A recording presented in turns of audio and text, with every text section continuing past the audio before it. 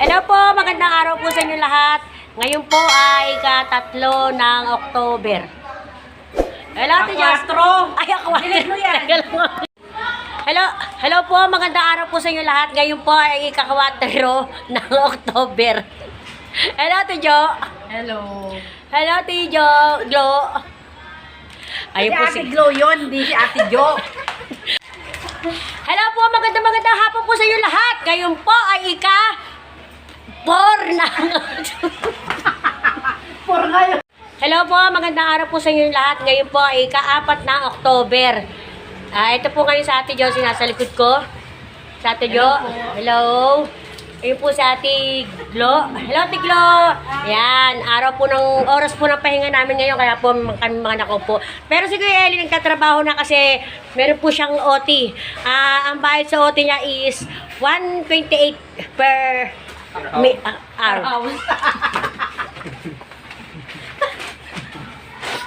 Ito po. Ito. Teka nga, mali. Eli, para sa'yo ba yung ginagawa mo? Ano to? Bulletin board? Bulletin board ng mga teacher. Hindi, masyente. Kala ko mga teacher.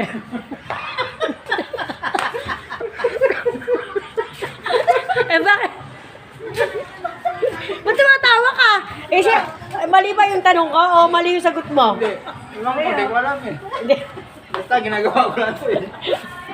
O yan, kulay puti yan Kasi hindi naman pwedeng maging itim. Hindi ko kasi pwedeng maging itim kasi bawal. Kailangan puti lang. Kaya Ali, ano bang nangyayari sa'yo? Diba tama nung sinabi ko, 128 per isang oras?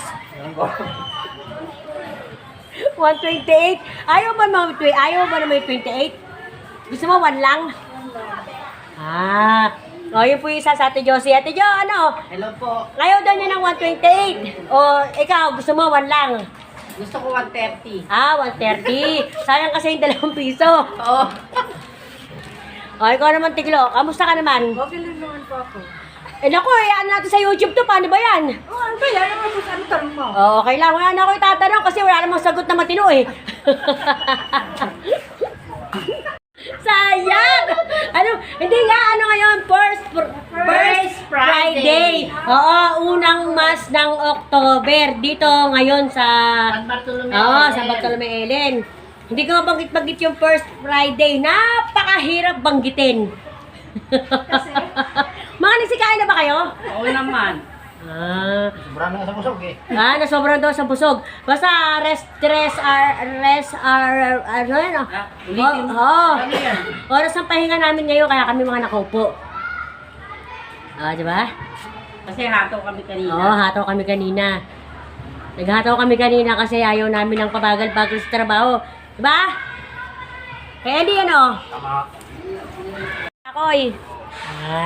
Yan si Kuya Eli ang pinakamasipag na tauhan ng Erin Miles eh. Ayan yung tatak nyo, Erin Miles. Kuya Eli, bakit ba Erin Miles yan? Sino ba si Erin Miles? Eh, lola ko yan. Lola mo yan? Ang pangalan lola mo, Erin Miles. Erin, tapos si Miles. Yung asawa ng lola mo, si Miles. si Miles. Tapos yung lola mo, yun na si Erin. Asan ang apelido nila? Ang apelido nila, Service. Power Services. Yan, Erin Miles, Manpower Services. Services. Yan Yan ang bulletin.